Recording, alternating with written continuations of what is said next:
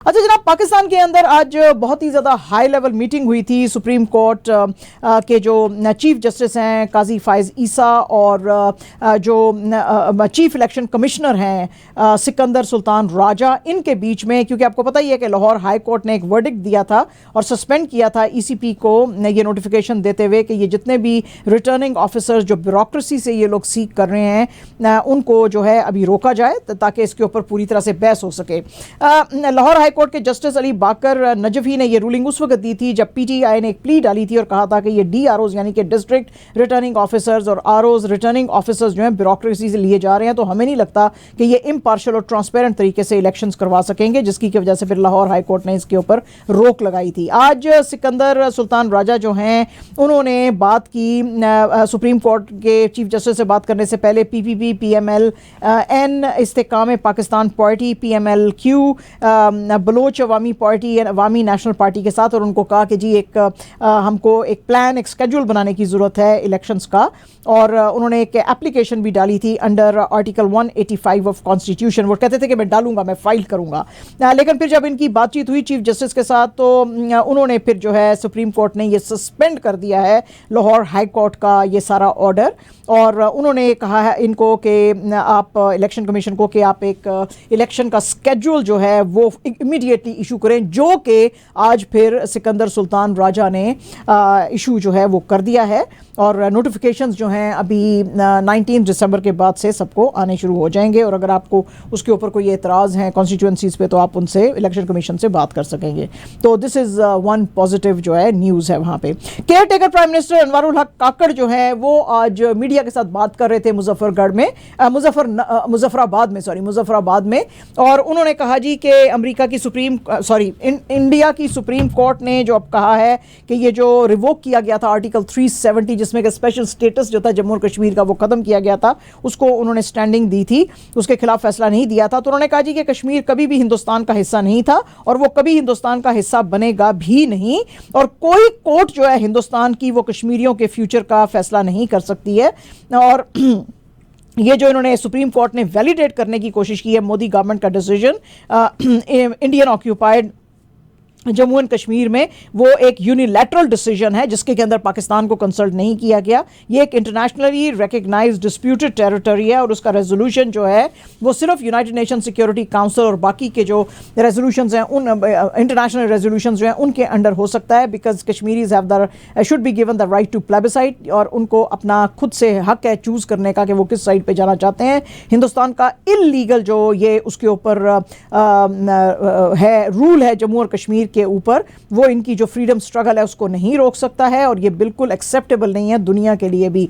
पाकिस्तान जो है वो इंडियन ऑक्यूपाइड कश्मीर के जो रेजिडेंट्स हैं उनको हमेशा पाकिस्तान का रेजिडेंट जो है वो कंसिडर करता है, और वो उनके राइट्स के ऊपर इंडिया को कुछ भी नहीं करने देगा। तो ये आज इन्होंने बातें की, I mean as if India cares. आप बोलते रहो भाई साहब, आपके खाली वर्ड्स हैं, उनके एक्शंस होते हैं, तो फ़ायदा तो कुछ नहीं है। आपके अपने मुल्क में चीज़ें आपसे संभाली नहीं जा रही हैं, अपनी जुडिशरी को देखें, अपने और सारे अदारों को देखें कैसे काम कर रहे हैं। इंडिया कहता है खली वली। सुप्रीम कोर्ट जो है जी उसने आज नोटिस जारी किए हैं, सुप्रीम कोर्ट ऑफ पाकिस्तान ने नोटिस जारी किए हैं फॉर्मर ISI चीफ जो हैं जनरल रिटायर्ड फैज़ हमीद और 3 अदर्स को, क्योंकि ये जो फॉर्मर इस्लामाबाद हाई कोर्ट के जज थे शौकत अजीज़ सिद्दीकी, इन्होंने कहा था कि जी मुझको इन लोगों के दबाव में आके मेरी कुर्सी से जो है वो हटाया गया था। ये नोटिस जो थे ये इशू किए थे इनको, और ये जो पूरा बेंच है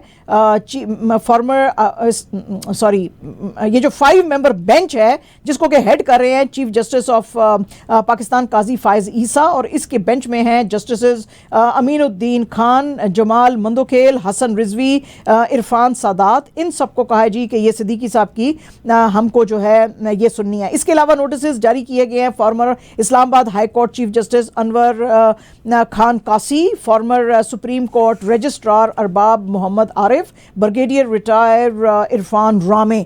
इनको भी कहा है कि आप आएँ और आप इसका जवाब दें। लेकिन आज जो सिद्दीकी साहब के काउंसिल थे हामिद खान, वो यहाँ पे आए हुए थे ये इसकी हियरिंग सुनने के लिए केस की, जिसमें कि सिद्दीकी साहब को सैक किया गया था 2018 में इन लोगों के दबाव के अंडर। तो चीफ जस्टिस ऑफ पाकिस्तान ने इनको हामिद खान साहब से पूछा कि आपको पता है कि ये बहुत ही सीरियस एलिगेशंस हैं, तो क्या आप मानते हैं कि ये सब करेक्ट हैं? तो उन्होंने कहा जी हाँ, ये बिल्कुल करेक्ट हैं।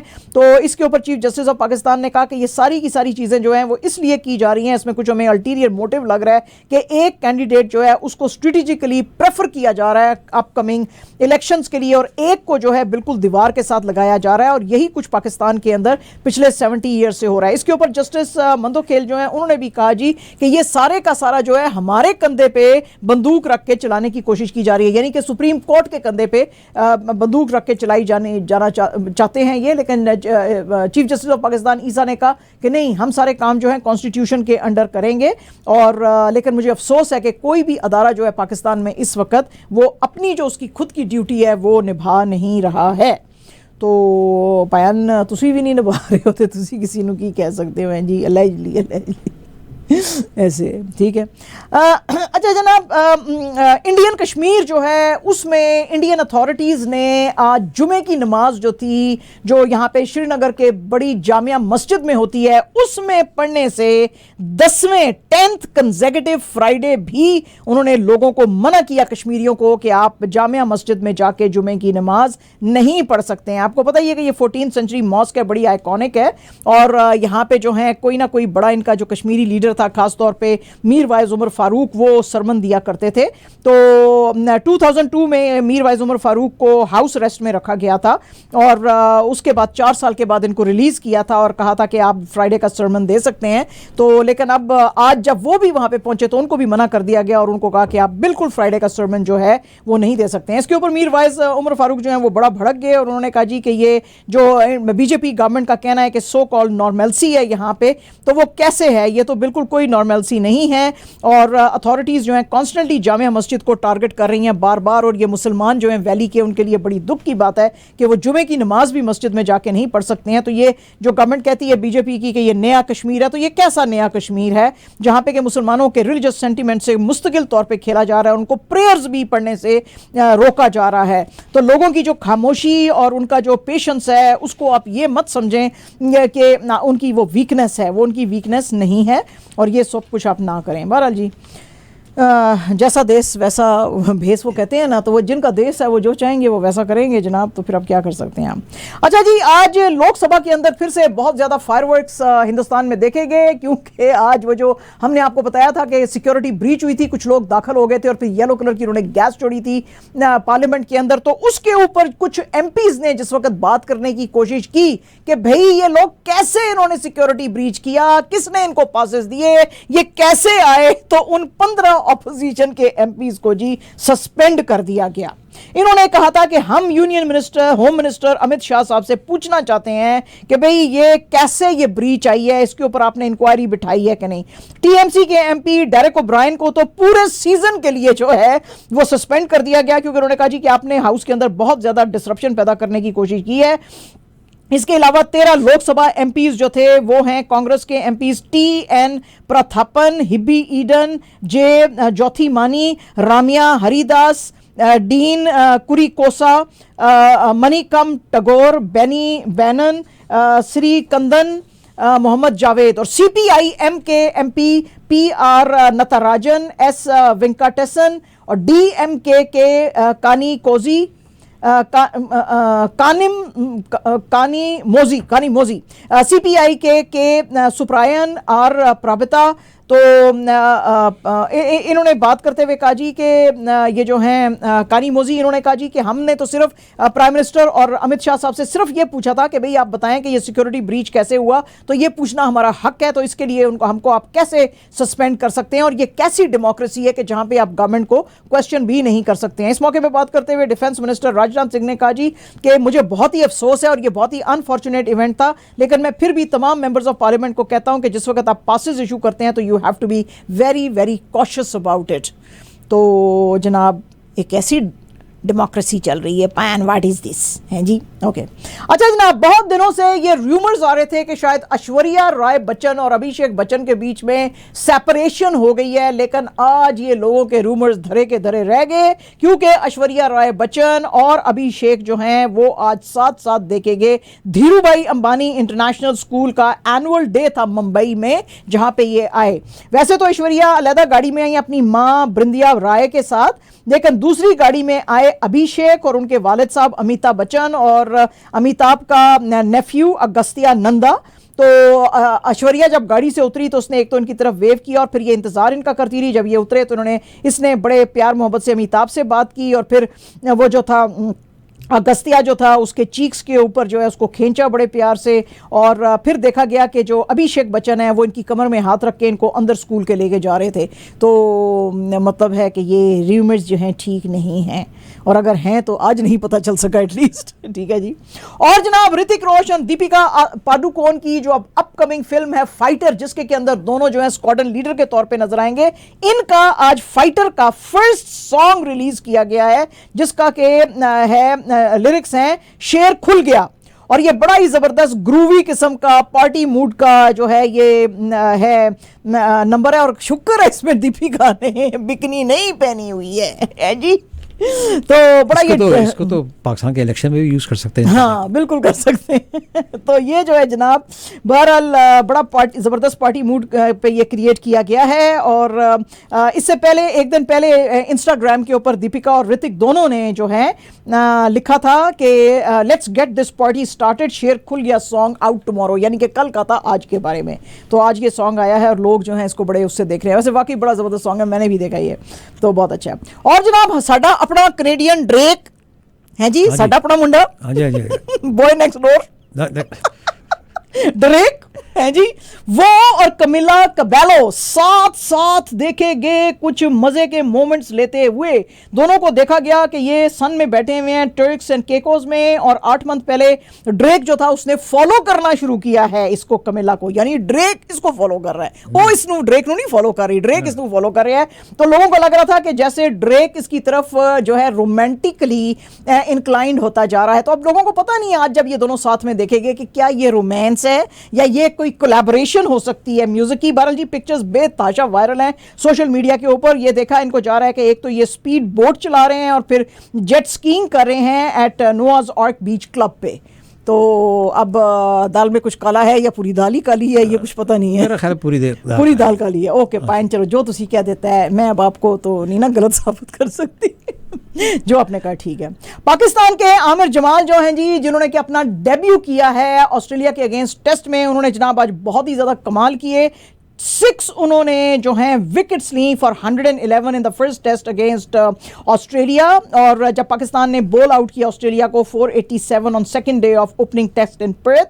और ये जो 6 फिगर्स हैं ये किसी भी पाक प्लेयर के लिए बहुत ही यानी कि बड़ी बात है। इससे पहले जो है ये 6 विकेटें ली थी ऑस्ट्रेलिया की सॉइल पे ही आरिफ भट्ट ने मेलबर्न में इन 1964।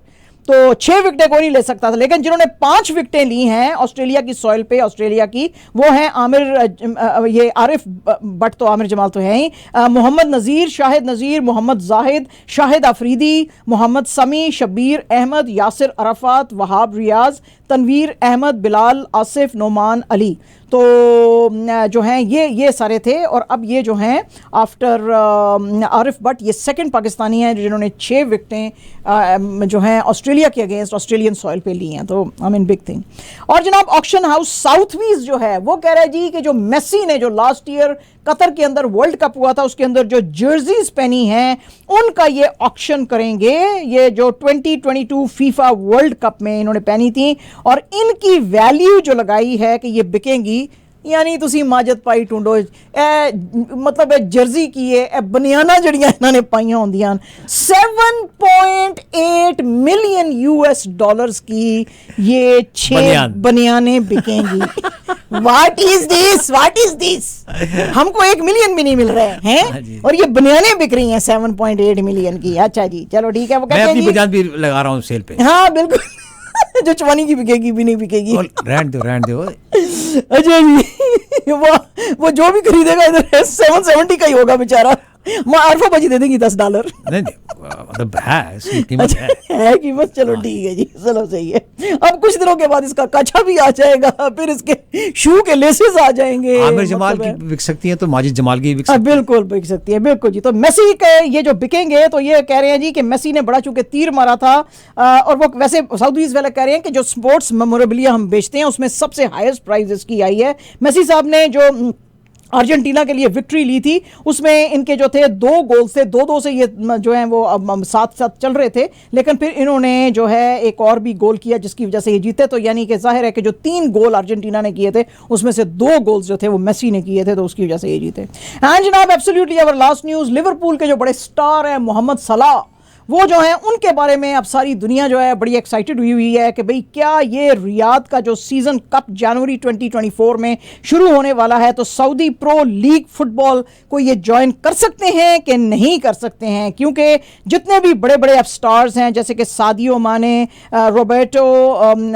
फिरमीनो, रोनाल्डो, करीम बेंजेमा, ये सारे जो हैं इन्होंने सऊदी जो लीग्स हैं उनको ज्वाइन किया है। लेकिन कहा जा रहा है कि जी ये तो अब 200 गोल्स इन्होंने ऑलरेडी अचीव कर लिए हैं वर प्लेइंग फॉर लिवरपूल।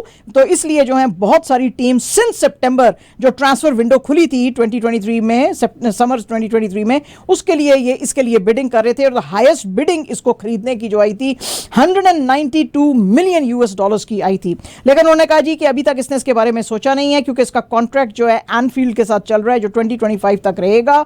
लेकिन सऊदी प्रो लीग फुटबॉल के डायरेक्टर माइकल इमानुएलो ने कहना है कि ये जो सारे लोग हैं ये बहुत बड़े लोग हैं, चाहे रोनाल्डो है, चाहे बेंजेमा है, चाहे माने है, चाहे फर्मिनो, ये सारे बहुत बड़े लोग हैं। और जब भी ये तैयार होते हैं तो हम इनको सुनने को तैयार होते हैं। तो मतलब कहने का ये है कि as and when Mohamed Salah agrees to be part of the pro Saudi league तो हम इनको नप लेंगे, सुनेंगे हम। हाँ जी, क्या चाहते हो? हाँ बोलो क्या चाहते हो? है हाँ जी। और जैसे फिर वो ऑफर देंगे फिर उस पे मोहम्मद सलाह क्या बोलेगा, मोगेम्बो खुश हुआ।